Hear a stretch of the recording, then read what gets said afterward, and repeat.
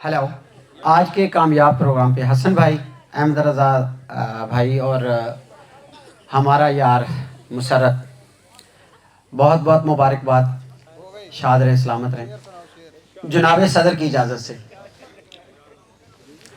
मुख्तसर है तो मुझको अक्सर गुमान होता है, मुझको अक्सर गुमान होता है, दर्द भी एक जहान होता है। मुझको अक्सर गुमान होता है, दर्द भी एक जहान होता है। और वो बुढ़ापे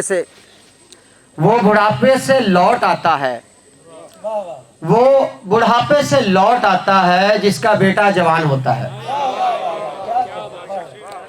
तो मुख्तसर दो अशार और के सांवली सुरमई से बेहतर है, रोशनी रोशनी से बेहतर है।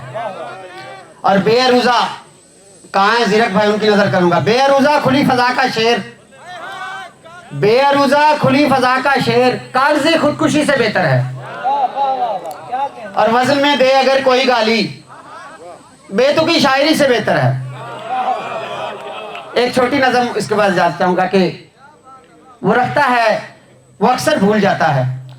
जो रखता है कोई भी शय तो रख कर भूल जाता है।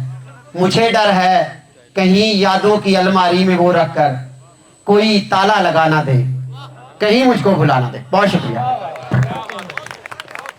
बहुत शुक्रिया।